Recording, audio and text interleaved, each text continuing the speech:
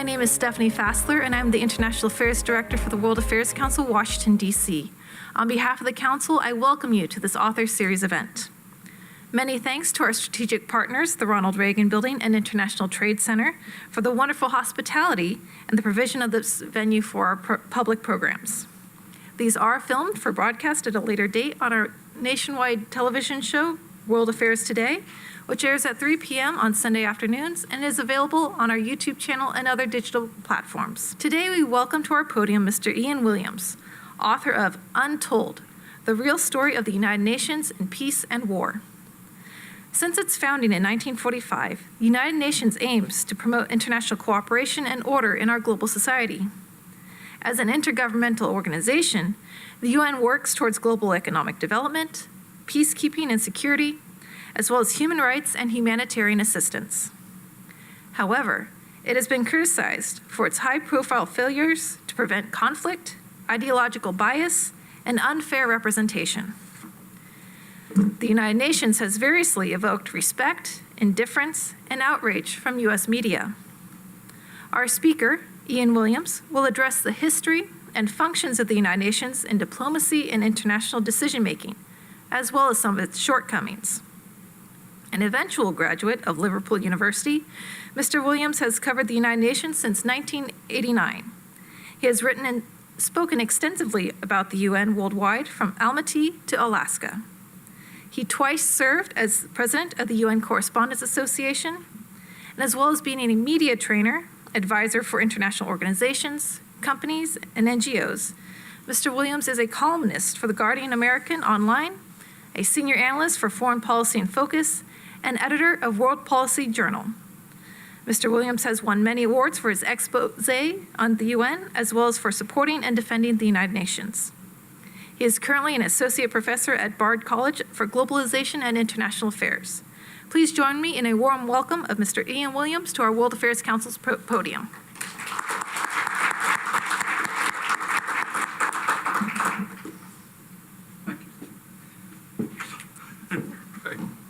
Hello, thank you. Thank you, everybody, and good evening. So tonight, we're not here to answer the question of the ages, but we're here to answer a particular question of the ages: how to make the UN interesting. It's a big one. All across the world, newsrooms, when you call a newsroom and say, I've got a story from the UN, and they,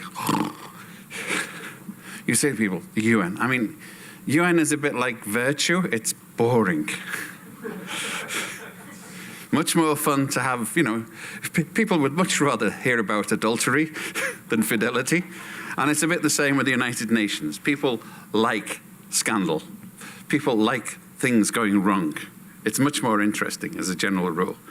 So that's one of the reasons you never hear about the UN when it succeeds. It's only when it fails. And when it does fail, it fails fairly spectacularly, I must say. Is this going?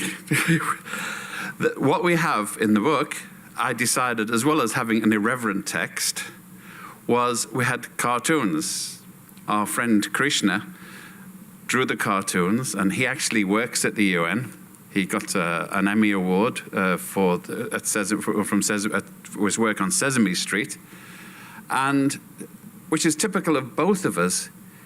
When I first met him, he was traumatized because he'd been working in Rwanda and Central Africa trying to pair up orphans with their families.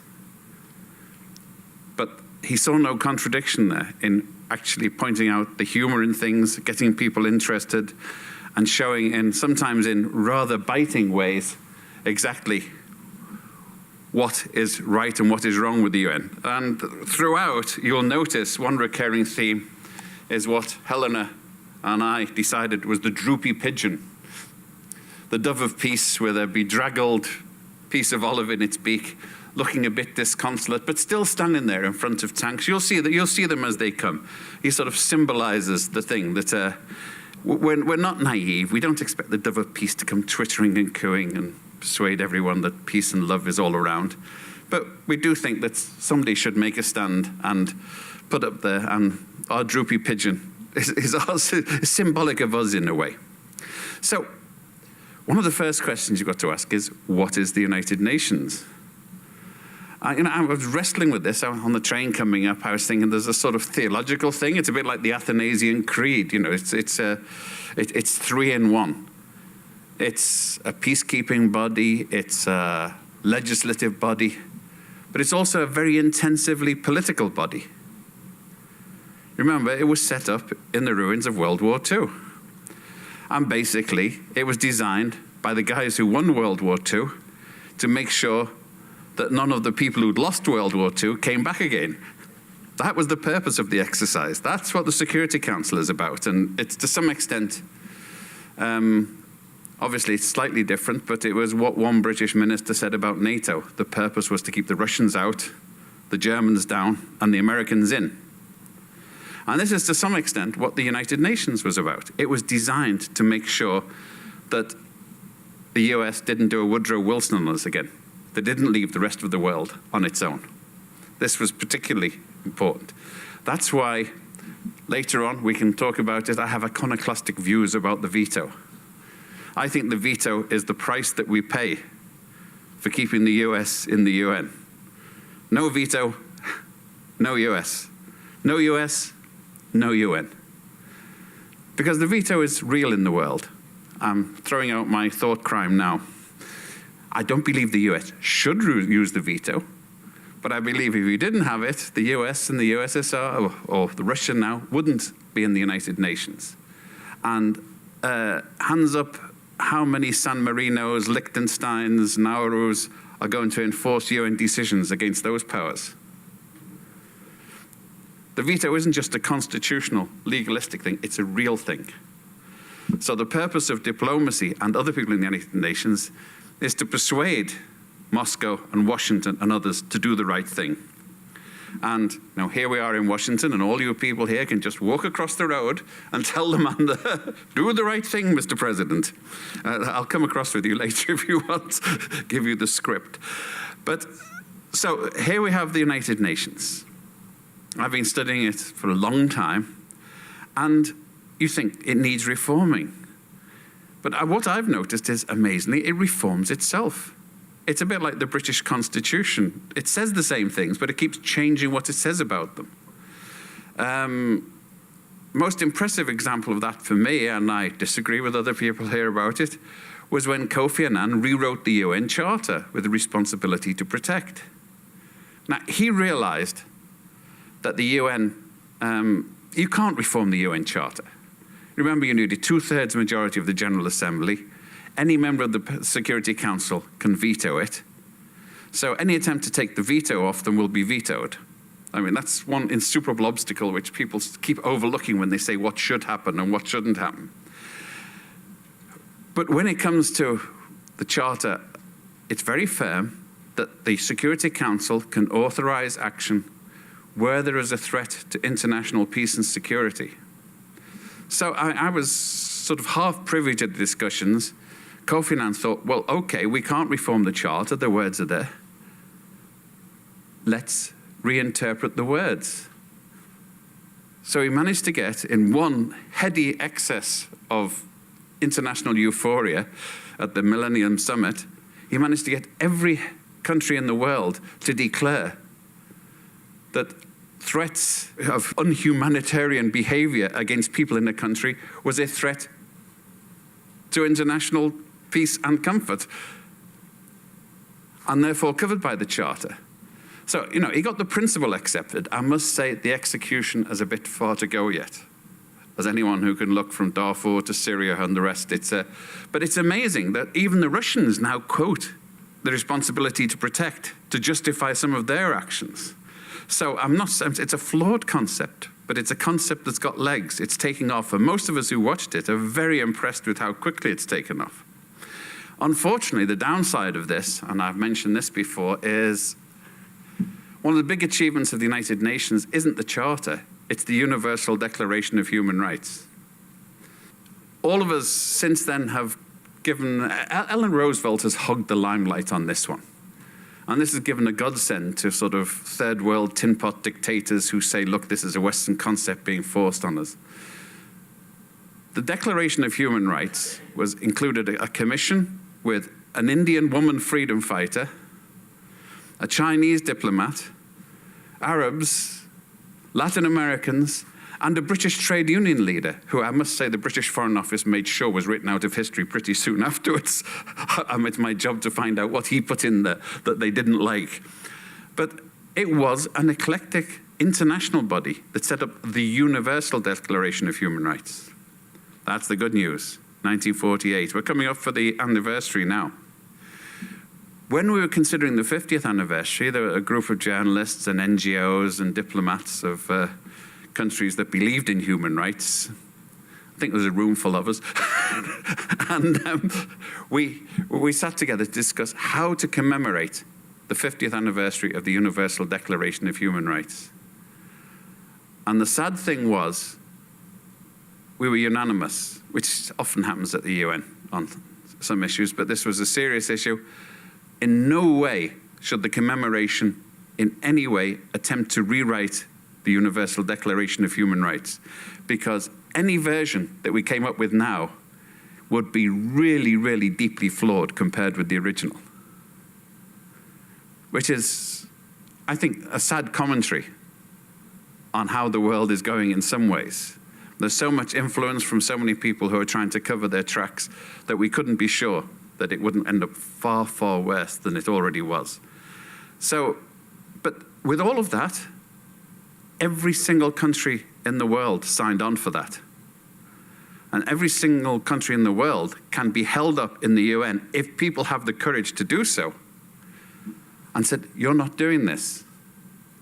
You can go to the Saudis and say, hey, the Universal Declaration of Human Rights, and by the way, the Saudi ambassador was on the commission as well, if I remember rightly. No, he was the Lebanese who doubled up as the Saudi. But they came there, they voted for it. The rights of women, they're in there. The rights of trade unions are in there, which would be news to some of the people in the current administration, I think, in the Labour Department. All signed up for, all agreed. These were universal human rights. So that's a wonderful part of the UN's work, but the main part is peace and security, and that belongs to the Security Council. How has the Security Council been doing? Well, not very well. It had some moments when it can get together. And remember, there's this artificial distinction at the moment, which we explore in there. The General Assembly, it has now been decided, can't make binding decisions. I am perpetually puzzled by this. So the International Court of Justice can cite General Assembly decisions and say, this is international law in the making, but they are not binding. And what that actually means is that, unlike the Security Council, they can't order countries to go and invade wrongdoers. When the General Assembly passes a resolution against South Africa, it had no power to order sanctions or military action against South Africa, or very little power. That's the difference. It's not that it doesn't make international law. It's not that it's not binding. It's a question of whether countries decide that they are going to follow international law or not. And unfortunately, the countries that should do this have often failed. The United States being amongst them, of course, with its hazy judgments, for example, on Nicaragua, which the State Department did its best to square the circle on and say we weren't really defying the International Court of Justice, we were just reinterpreting the judgment. I think you'll find that the US never actually withdrew from the International Court of Justice.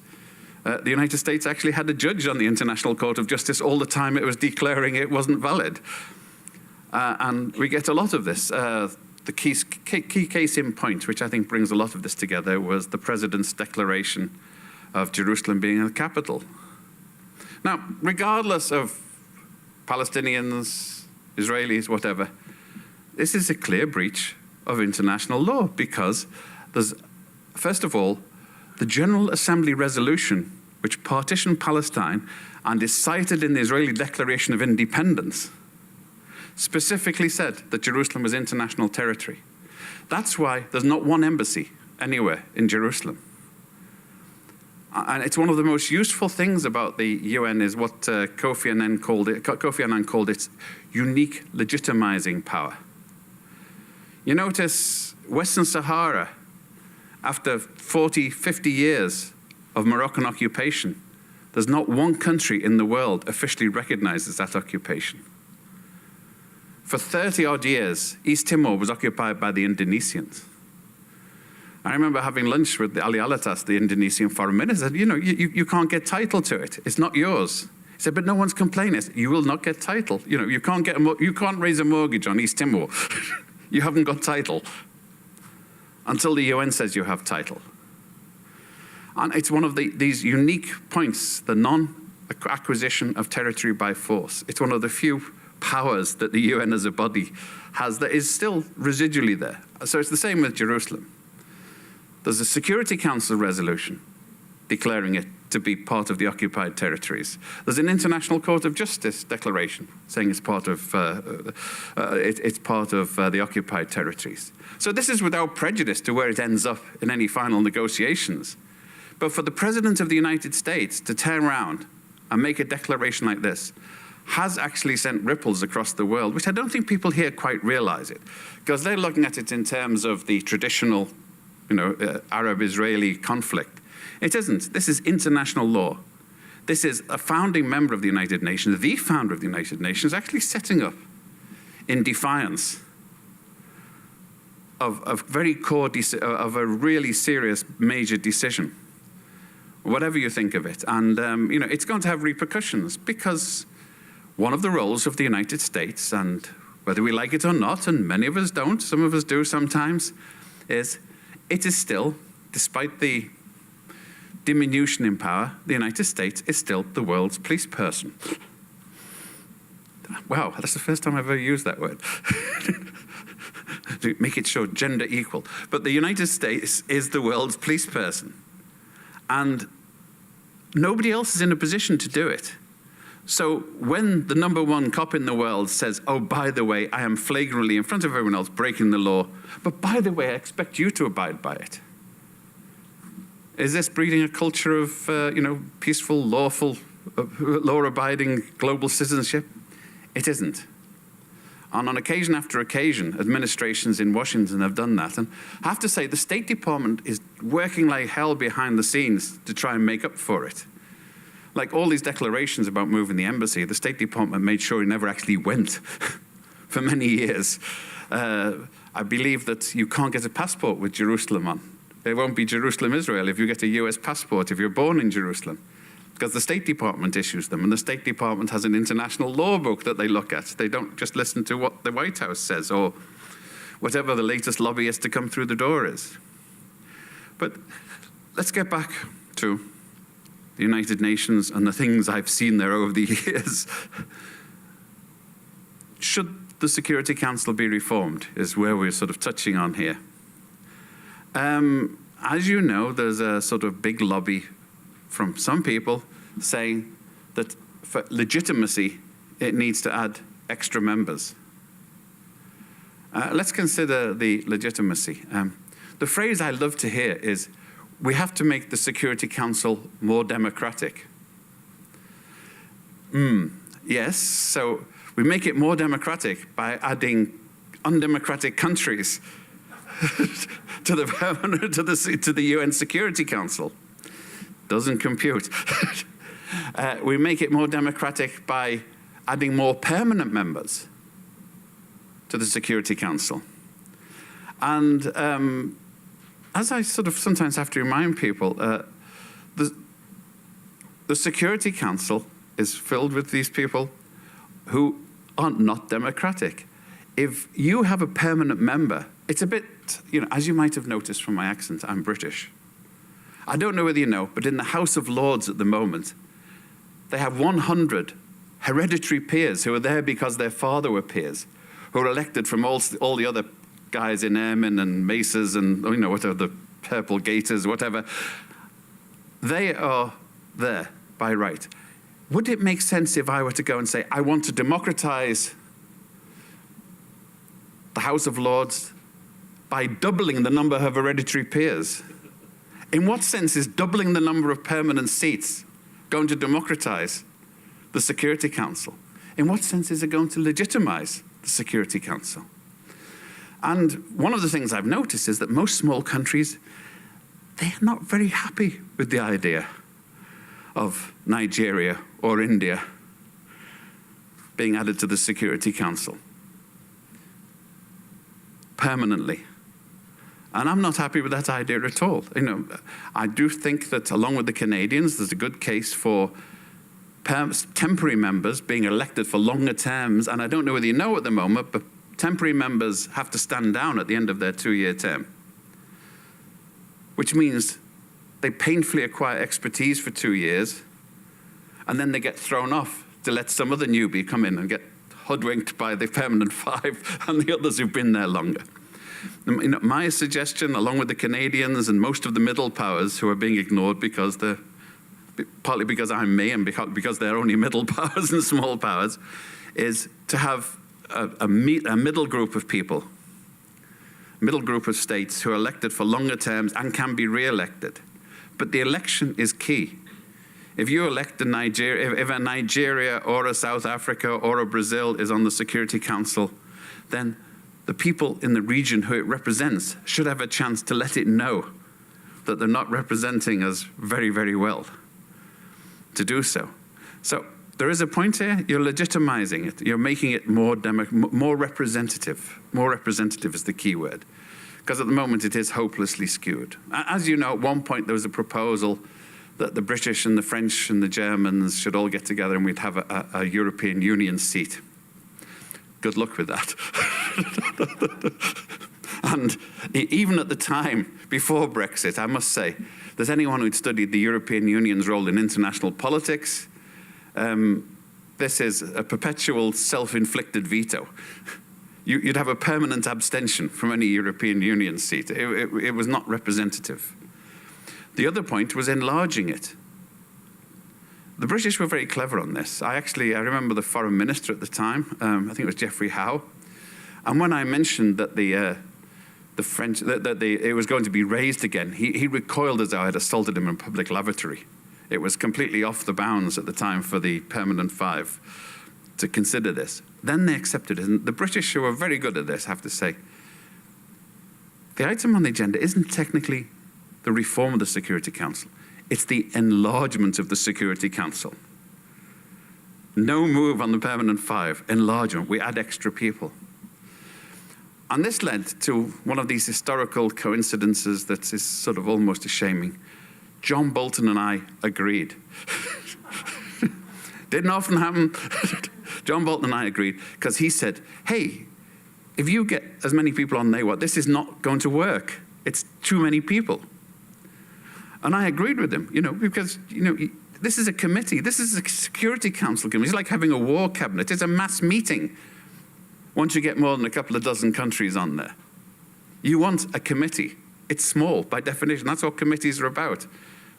You have conferences, you have mass meetings. You can call it the Petrograd people, the UN People's Soviet, if everyone can come along and vote and talk. But you can't have a committee that's going to do effective work with a huge meeting. So anyway, John Bolton and I both agreed on that, and there seems to be a consensus growing that whatever seats are added shouldn't be more than 25 now. Everyone agrees that the developing countries need more representation on there, but we come back to the other point that everyone forgets. The Security Council is about people being able to deliver. One of these little obscure committees in the UN that's extremely important if you read the Charter and just never gets mentioned is the Military Staff Joint Committee. I can see you all beaming with recognition. It was set up in 1945. It had military officers from all of the big 5 powers, and the aim was to get their air forces, navies, and armies together so that when the Security Council said, go fetch, they would all go and bomb the hell out of a revanchist Germany or Japan or any other would-be puppet dictator. It's never done that, of course. And in fact, I did go down there one day in my reportorial capacity to see what they'd been up to, because they wouldn't let me into a meeting. And I went in and checked the waste paper bin, and I think it said 7 times 6 equals 42. And I'm not a conspiracy theorist, but those of you who saw Hitchhiker's Guide to the Galaxy remember this was the secret, the answer to the secrets of the universe. So I don't know whether this is what they were working on, but that's the most concrete result I've ever seen from the Military Staff Joint Committee. It's still there. It still meets, and it might well be resurrected at some point. Who knows, if there's a serious threat, they might well get together and do this type of activity. But in the meantime, what we do have is peacekeeping. Check the UN Charter for Peacekeeping, people. Zilch, zero, not mentioned. The Russians and the French both refused to pay any contributions towards it for years. It wasn't in the Charter. And they were quite right, it wasn't. The difference was it should have been. It does, as you know, it's the most prominent and visible form of action from the Security Council. And boy, is this a two-edged sword, because, of course, the UN is responsible for everything that peacekeepers do anywhere in the world, but they can't do anything about it.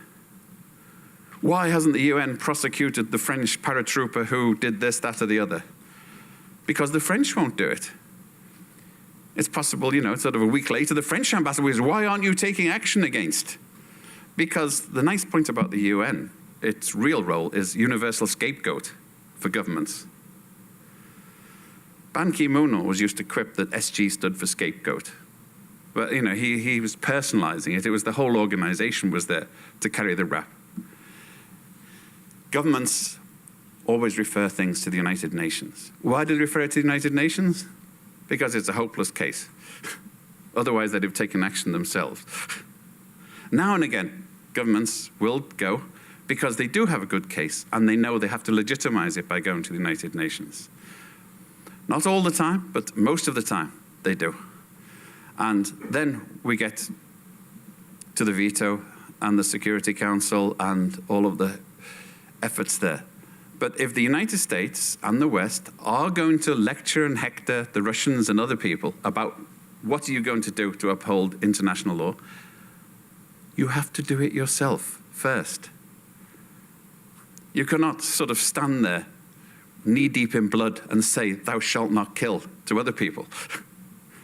You can't be caught being a Hollywood film mogul and say, thou shalt not commit adultery. No, there are limits, there are contradictions. You have to be on a serious moral pedestal if you're going to persuade other people to do what you're doing. And I think this is the role of people like you and the rest of us, is to actually study what happens at the United Nations and hold our governments responsible. Now, there was a rare example recently. The British government, I must confess I hadn't noticed, actually snuck onto the International Court of Justice a lawyer and a judge whose previous glowing role was to advise Tony Blair that the Iraq war was legal. If I'd noticed this, I'd have thought his credentials were a bit flawed. But it wasn't the British government. The British people who had just repudiated Tony Blair were never even told about this. I hadn't noticed it. It was sneaked in under the radar. It was the rest of the world turned round and told the British, by the way, we've always voted for a British judge. Since 1945, there's always been a British judge on the International Court of Justice. Not this one. And the British actually dropped the candidacy. Now, I wish that had been a result of popular mobilization in Britain and demonstrations on Whitehall or even demonstrations here. It wasn't. But, a demonstration in the General Assembly by concerned nations, it'll do. It'll do as a substitute to be going on with. I wish I had some good news. In fact, I do. I think there is an international polity. It is growing. Countries are referring to the United Nations. And even when they defy it, I don't believe that President Trump is anti-UN, strangely enough. Not in the visceral way which I met a few years ago down here. Many years ago, I came to Washington and I was arguing on C-SPAN with a representative from American Mothers Against the UN Land Grab. And this pulls in several things that might be there. Who were American Mothers Against the UN Land Grab? I did my due diligence. American Mothers Against the UN Land Grab were an AstroTurf organization set up by mining companies who wanted to strip mine right to the edge of the national parks at Yellowstone. So where does the UN come in? Two reasons. One is, in the particular climate then, when there were people who seriously believed that the UN had black helicopters waiting to take over the United States. I don't know if you remember this. But it was true. It was true. People thought this. When the president signs a declaration announcing a national park, under international law, the country is then committed to protect the environs of the national park. And this was being cited to stop strip mining right up to the edge. But the UN was so unpopular that the mining companies thought if they shouted enough about the UN taking over American soil, this would get them, angry enough that no one would notice that just behind them were huge Leviathan machines ripping the guts out of the earth and chewing up the grizzly bears on the way, I suppose, whatever else they do. But this is a function of the fact that people are not studying the United Nations enough. They're not looking at it. It's something that's pious. It's something, it's a Sunday in the pulpit thing, or a Saturday in the shul thing. It's not something that you think of every day, that you study. It's something you pay lip service to and look after. It isn't. It's something we should be studying all the time, studying what our governments do and making sure that our governments live up to their obligations. And it's difficult. And above all, the UN is so incredibly boring. It makes itself boring deliberately. It's incredible camouflage. The color is blue, but actually, it should be grey. But by the way, in case you're missing the illusion here, that's the hot air keeping the balloon up. Christian has a way with his crayon. So we need to examine that. And the purpose of this book was to make sure that the UN was interesting enough, sparked enough interest. And that means that people looking at it and a few sacred cows are slaughtered on the agenda. That's fine. The sacred cows will, if they're sacred, they'll be back. They can live with it. But the rest of us, we really need to look at this. And in particular, the United States has a special responsibility. It was the United States that drew up this charter. And one of my favorite stories was the story of Hess. Do you all know who Hess was? He was in the McCarthyite trials. He was pilloried. Well, he wasn't. He was pilloried for years as a communist spy. He was actually the first Secretary General of the United Nations.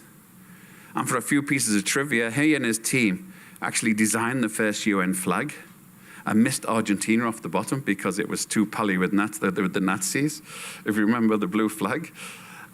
So I actually interviewed him just before he died, and he reminisced fondly that when they flew the charter to Washington from San Francisco, it was in a case with its own parachute.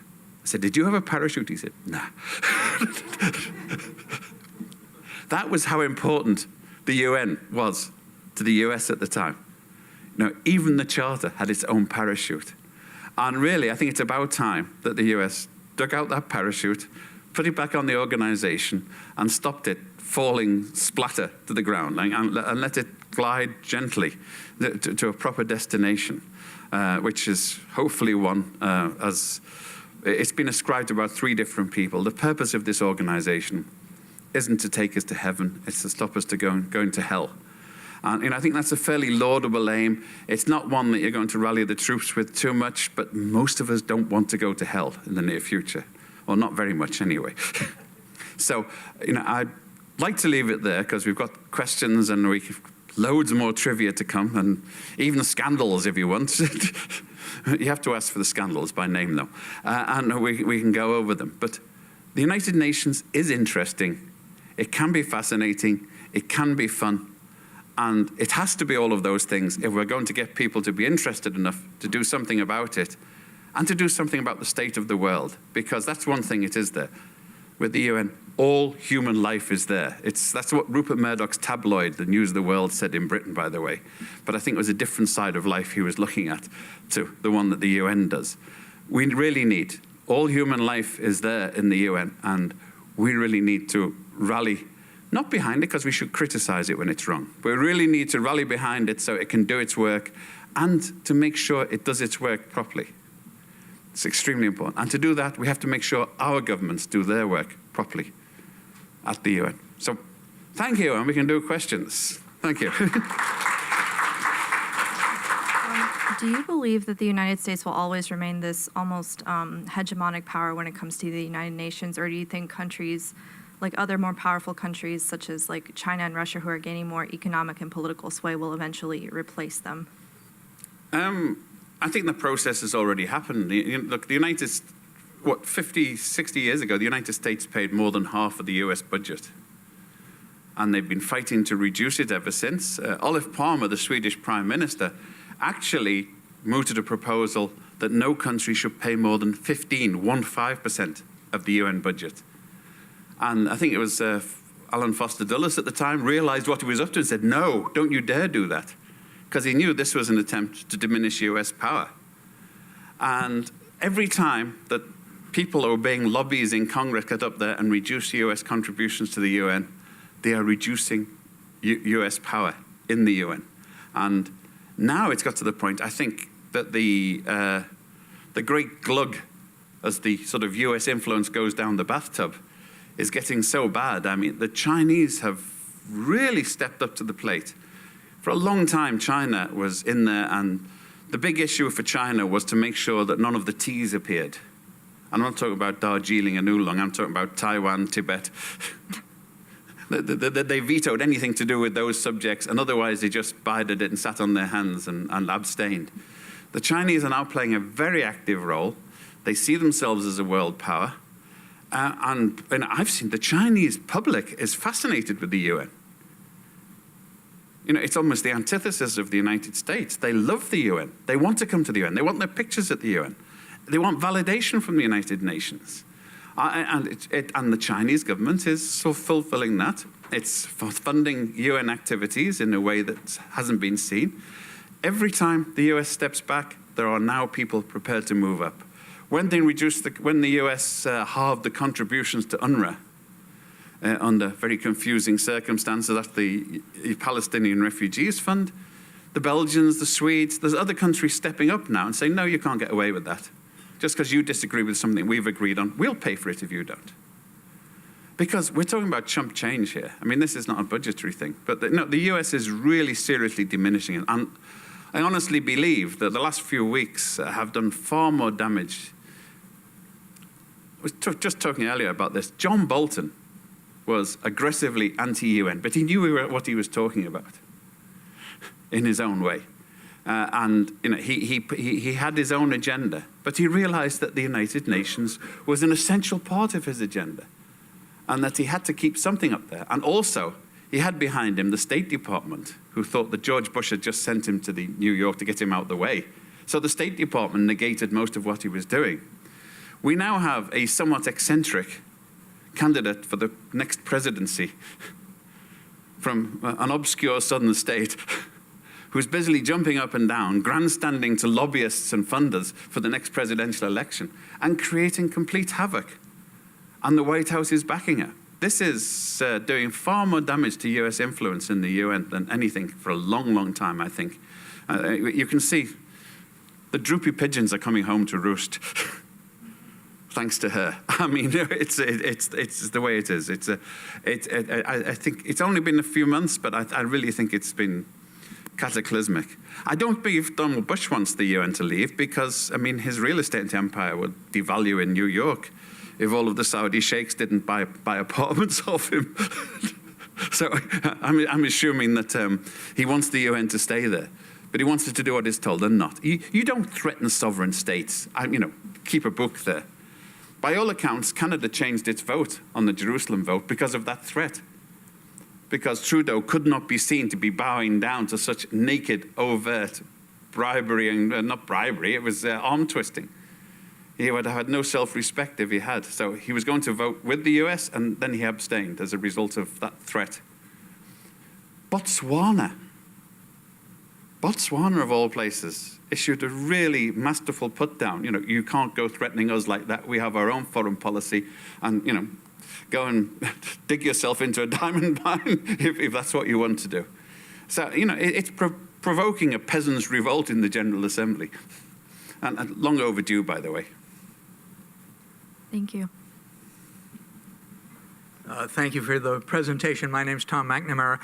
Could you speak a moment or two about the UN's budget and keeping it simple for us and perhaps simple in general, the sort of staff and whatever that takes, and then how much gets spent for peacekeeping and or other huge functions on an annual basis? I have in mind a number like $7 billion a year for staff and $7 billion for peacekeeping, which are tiny numbers if those are the numbers. But I think the numbers are actually much smaller than that.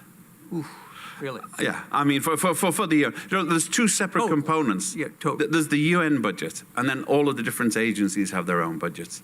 And the UN budget is decided by all of the countries together. So when the US permanent representative to the UN said, the US has cut the contributions, it hadn't. All of the countries in the United Nations agreed that they would reduce the budget. Okay. It wasn't that the US had cut anything. She took the credit for what the countries collectively had decided. And there's always excess spending. There's always wastage.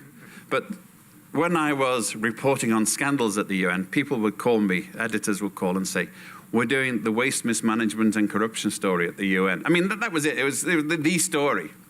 And I said, well, you're really coming to the wrong place. The UN doesn't have enough money for serious waste mismanagement and corruption. And one of the figures I produced at the time, which might still be true, was that the mafia was actually making on an annual basis more money from their kickbacks from waste haulage contracts in New York than the UN was getting for its regular budget.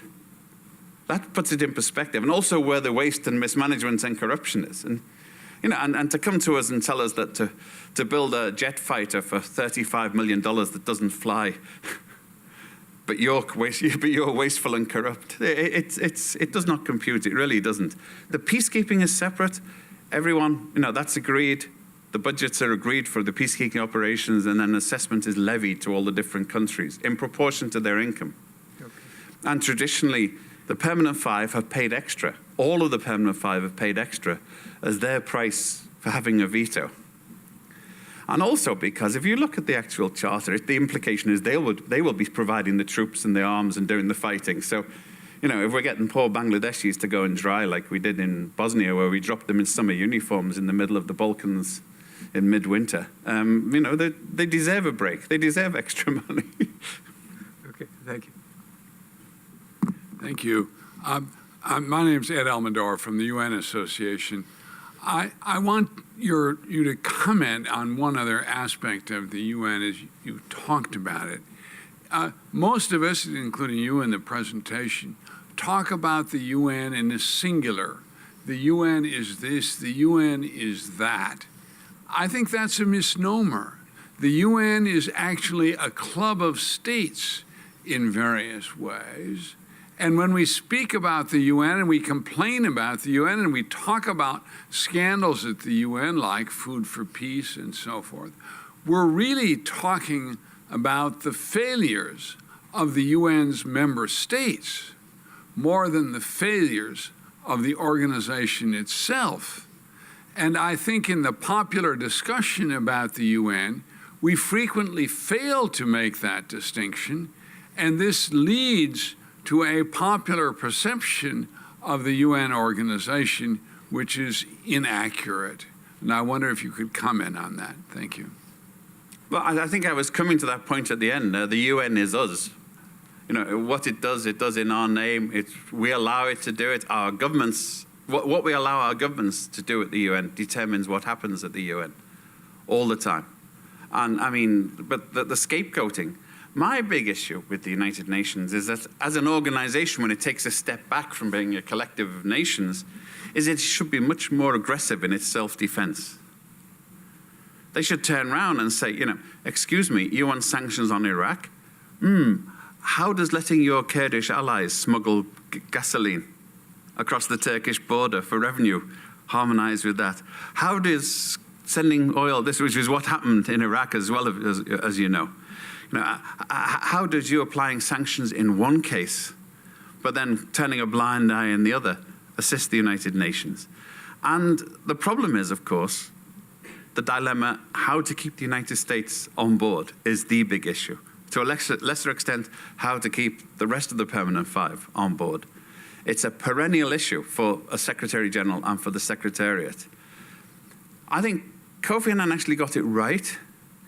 He had to put a formula where he was very mild, the epitome of, doing Morgan Freeman imitations, as he actually liked it, pretending himself, he was the sort of saintly voice. But then he had an echelon of very vociferous and outspoken lieutenants, trying to think of lieutenants, forget which side of the Atlantic I'm on, lieutenants who could speak out. So he had Mark Malloch Brown, he had Shashi Tharoor, he had other people who were quite prepared to get up there and rock boats and defend the Americans and others. And Kofi could say, I wish they hadn't said that, Never fired them. He could sort of shrug it off and let them get away. But the point was being made all of the time. And I think it's something, I know Ban Ki-moon was advised to do it. I know I advised him to do it myself, but he never got round to it. Where you can have a team there where people can play good cops and bad cops. But remember the bad side of this.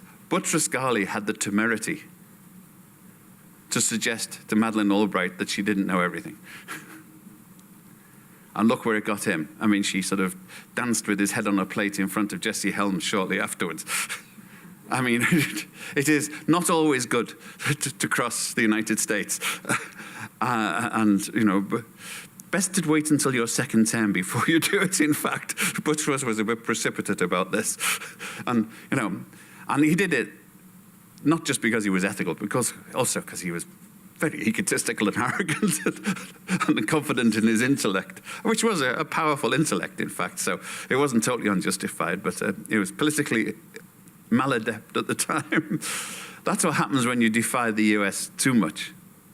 And you've got it. I mean, remember, Kofi Annan did not actually say that the Iraq war was illegal outright. What happened was a BBC reporter, in the best traditions of British journalism, unlike American journalism, cornered him, rammed a microphone up his nose and twiddled it around until he answered the question. And then, being an honest man, he had to say, well, yes, it was illegal. The whole oil for food scandal, as far as I'm concerned, was a lynch mob manufactured specifically to get him for saying that and for destroying the reputation of the United Nations. Because if you remember, at the end of it, there was a tremendous amount of smoke, but there was no fire at the bottom of that oil heap. None at all. In fact, probably half of you don't even know what it was all about, the oil for food for oil thing. It was a completely manufactured scandal, manufactured by Rupert Murdoch's press, and it's disappeared. It's like a souffle, it's gone. I was told at the time on Fox it was the biggest financial scandal in the history of the human race. Hyperbole is something you manufactured in large quantities in Rupert Murdoch's empire. But no, it didn't. But that was Kofi Annan being punished. So, you've got to have some sympathy here, especially if we don't rise up to support them. Even the UN press corps was sort of going down the foxhole, as I called it, with Kofi. Very few actually looked and said, no, this does not add up. It doesn't compute. This is ridiculous. They thought, his great-grandson was seen stealing a toffee from a candy store. We name the guilty men. Sorry. My name is Carol Werner. I'm the director of the Environmental and Energy Study Institute. Like you, I am very, very concerned about the U.S. role and the negativity that the U.S. is currently playing with regard to the UN. What I would really like your comments on is, do you see hope, or where do you see any positive support for the UN in terms of, say, looking at the House Foreign Affairs or International Relations or Senate Foreign Relations Committee? And what is the best way to deal with so much of the misinformation with regard to the UN? Because I think the UN is terribly important, and so many of the treaties, whether it's ozone depletion or the climate treaty, so much is so important. Thank you. I'm glad you raised the climate issue, because we're in the sort of broad sweep going through. it is the big one, of course. Well, part of this, think of the International Law of the Sea. It's one of the most intricate treaties ever made. It took, 20, 30 years in negotiation. At all points, the rest of the world bent over backwards and almost disappeared up their own to try to accommodate the United States' not just the negotiators' concerns, but what they knew were Congress's concerns. The International Law of the Sea, it's a self-perpetuating. You can only join and get the benefits if you join it and accept everything else. The Pentagon wants us to sign the International Law of the Sea. The State Department wants us to sign the International Law of the Sea. The National Security Council wants us to sign and join the Law of the Sea. It has not moved to the Senate in 20 years. Nobody's had the courage to move it there and defy the one or two dinosaurs. I'm being rude to the dinosaurs. They were innocent. They were hit by a meteor. These dinosaurs are digging themselves into our grave, as you can see. I mean, that's the shocking part. We move on to the climate change. The United States has moved, on occasion it's moved, but I don't know, even Bill Clinton didn't dare rock the boat. Nobody dared rock the boat and go ahead. You sign a treaty knowing full well it's not going to get ratified, the Paris conventions. And by the way, that's something that Ban Ki-moon never got the credit for. He rescued the negotiations in Copenhagen. He's a quiet and unassuming guy, but he actually pulled, he pulled that together when the US delegates were playing the wrecking ball and pandering to other people across the world who are doing the same thing. And I don't know, I mean, if you're standing on the banks of the Caribbean at the moment and you've just had 2 hurricanes, and you've got no electricity, and you're getting told by somebody that the answer to Puerto Rico is more coal-fired power stations, you can understand that they're beginning to wonder, well, do we really want to join these boats? At least that's what I'd think if I were Puerto Rican. But across the world, this is the attitude. I mean, anti-science. And it's not so much that people believe in it, it's just so many people aren't going to contradict the few fanatics who believe this stuff. There's the silent majority. At least I hope they're a majority. I sometimes doubt. The silent majority are too silent. And we all have difficulty confronting people who are blessed with utter certainty. And as Oliver Cromwell said, I beseech you in the bowels of Christ, consider that ye may be mistaken. I think maybe if you tell them in biblical language, they might actually get the message a little bit better. But I doubt it. I doubt it. These people are convinced it's the truth. And there's still billions of dollars going from lobbyists to persuade them that coal is good for them, that trees are poisonous, to name a famous one. I mean, it is frightening. But it's up to the rest of us to get together on these issues. I mean, I stood in Manhattan and watched Sandy come in. I'm a science fiction fan. I'm supposed to read this stuff. I'm not supposed to watch it. And that's what we're doing now. We're watching science fiction unfold in front of us. We're watching glaciers disappearing. I go to Alaska and the glacier observation station, and you say, where's the glacier? Oh, it's about 5 miles up and around the corner. But in Alaska, they'll still vote for people. No, we need to drill out the oil. We need to drill out the oil. There's a sort of self-defeating part here. And the fact that the media empires are controlled by people who perpetuate untruths and distort reality in this way is fairly frightening. But they need challenging. Not enough of us challenge them. And as Kofi Annan, Boutros-Ghali, and myself can testify, it's not a profitable road to go challenging authority all of the time, I can tell you. Yeah. Yeah, I have a question. You covered, and I think it was well warranted, the Jerusalem embassy issue at the UN. And it seems, if you read their House organs, that there are many NGOs at the UN that have been actively lobbying as a force multiplier for the Israelis. B'nai B'rith was there at the creation in San Francisco, the American Jewish Committee, the Conference of Presidents of Major American Jewish Organizations, many of them based in New York, huge presence there. And they've been pushing since the 1995 Jerusalem Embassy Act to get the United States to do exactly what it's just done in making this declaration. So my question to you is, as someone who's been inside the U.S., or the UN rather, have you seen this force multiplier at work? Bridging, I mean, they will even claim that they're training the Israelis, some of these NGOs, how to do business in New York, how to interface with the Americans and other governments at the UN. Have you seen this force multiplier at work? I've been writing about it for some 20 years. Now, they have, it's interesting what they're doing because it's a two-edged process. My first book, by the way, was on charities and not-for-profits. So you have to consider that a lot of profits, and apart, of course, from Just Worlds, are entrepreneurial organizations, and their business is how to make a living for their executives and directors. So what happened with a lot of these traditional Jewish organizations, which, by the way, were always traditionally supportive of the United Nations, whose resolution actually, after all, have brought the UN in and symbolized the Nuremberg trials and all of the other things, what they discovered was that they could get a lot of donors by saying they were campaigning at the United Nations about the Jerusalem embassy, campaigning to stop the vilification of Israel at the United Nations. So they get big donations.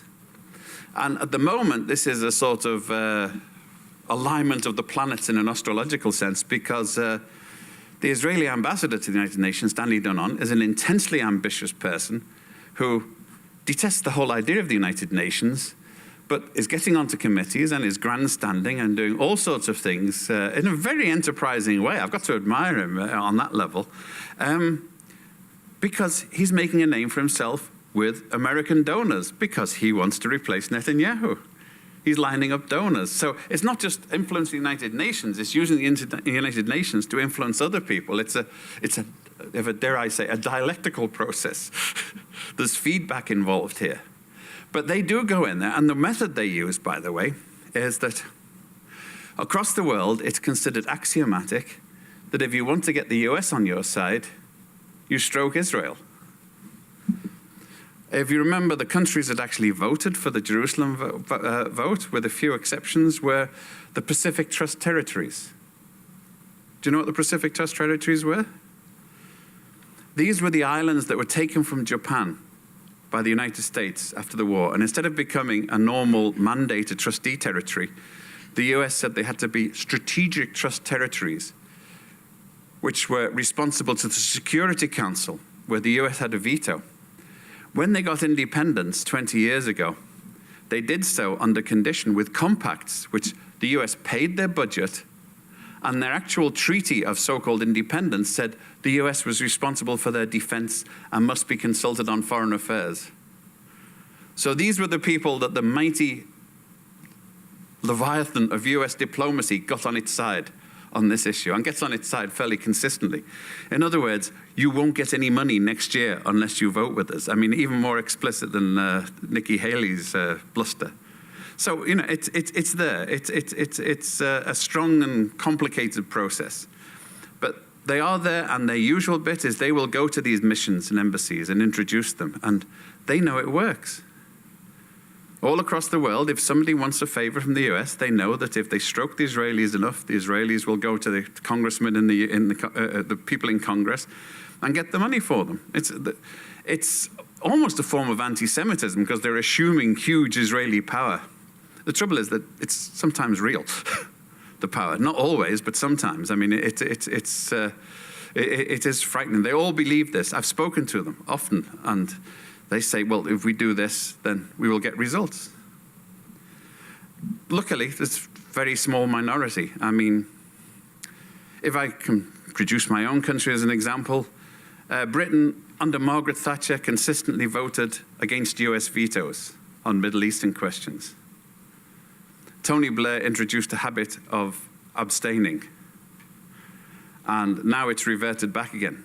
All of America's major allies usually vote against American vetoes in the Security Council. So there's a limit to power. There's a limit to how much leverage people have. But it means every time the US is on its own and is telling the rest of the world that they are all marching to the wrong drummer, it loses credibility. It loses diplomatic power for the US. And it loses diplomatic power on what we know is a not entirely credible cause. Hi, Ian. Tad Daly is my name. Thank you. Really terrific presentation. I've already got your book in my bag there. You have enhanced my motivation I'll sign it to for crack you it open. free. I want it signed, and I intend to read it. I know a little bit about this history, but at the very end, you dropped something that I never before knew, this episode of Alger Hiss and flying the charter back to, I guess, from San Francisco to Washington. Yes. It surprised me a little bit because I happen to know that President Truman was not on that plane. President Truman, not quite sure why, but he took a train all the way back from San Francisco to D.C. And for those of us who are sort of wonks about this, it's a somewhat famous episode. He stopped in his home state of Missouri, and he gave a famous talk, and he said, you know, when Missouri and Kansas have a dispute over the Colorado River, they don't raise an army, they don't start a war, they take it to the Supreme Court of the United States, and they abide by the decision, and there's not a reason in the world why we can't do that internationally. And then he pushed it even further, and he said, there's no reason why someday we, the United States, can't get along in a republic of the world in the same way that you all Americans get along here in the Republic of the United States. And I'm raising this because, as you, I know, well know, there were many voices at San Francisco, and before then and after that, who said it's nice to have this new charter that says the purpose is to save succeeding generations from the scourge of war, but this, a league of sovereign states, is not likely to do it. And ultimately, what is going to be required in the long-term historical direction is a world government, a world state, a world republic. And again, as I'm sure you know, wasn't unique to 1945. H.G. Wells, Victor Hugo, Tennyson, Kant, even Dante. So I just wonder if you would like to, don't just tell me it's unlikely. I would love. It's unlikely. Because that part I also know. I'll expand. But do you have some thoughts on that, what I think is one of the great ideas in the history of political philosophy, that the only possible solution to the problem of war is something like a politically unified human race? I think you can have political unification without having a state. I mean, one of the consoling thoughts I sometimes say is, look, the United Nations occupies a couple of acres of ground on the East River, and they can't look after that very well. I don't want to trust the United Nations to look after the world. It's a very complex business. Most of the world is better off looking after themselves. And until a few years ago, I would have said, look, a fairly good example of how this works is the European Union with subsidiarity. Countries retain their sovereignty, they retain their individuality, but they agree rules between them. I think that sometimes they agreed rules that they shouldn't have done, but that's a separate issue. I'd have thought till a few years ago, the European Union was a better example for the world than the United Nations. And the principle which the EU used to have was subsidiarity, is that decisions should always be made at the lowest level possible. And then you get together for the big ones. So you don't have to call it a republic. You don't have to, think of the Holy Roman Empire, which, as you know, was neither holy nor Roman nor an empire. I think of the United Nations, which is not united, and some nations are a bit dubious in there as well. The names we call them tend to solidify the concepts, and I'd rather be much more fluid. Yes, we want political unification. Yes, we want people to get together, but once you start putting boundaries and rules and trying to get a one-size-fits-all, then you're going to get tensions. You know, the Republic of the World would be followed by an insurrectionist movement months later, as people discovered grievances, real or otherwise. If Catalonia is a case in point. It's my sympathies are there. I think the Spanish government is being incredibly obtuse and stupid about how they deal with it, but they were there. The Scots actually looked over the brink. They looked up the kilt and decided they didn't want a part of this. They withdrew. They said, this way lies disaster. And that's what people do. Once you solidify things, it locks you into positions. And I think, yes, a Commonwealth of the world. Yes, a League of the world. But once you get into concrete structure like that, we can all agree rules. And by the way, this is the old American and British tradition. Apart from four-letter words, the Anglo-Saxon traditions do include other things, and they include a lot of self-government. The British king did not send governors here to tell people what to do. The states here, the provinces, looked after themselves. They levied their own taxes. They issued their own currency. He didn't interfere. He didn't try to produce a unitary republic. Maybe he should have done, and you'd have the National Health Service now, but that's another story. Other issue. But you see what I mean, is that people looking after themselves as much as possible and then collectively agreeing the ground rules overall is much better than having any central unitary authority. So I'm a bit empirical about this. Okay, thanks. And that concludes our program for this evening. Thank you so much, Ian, for your time with us The tonight. book on Amazon.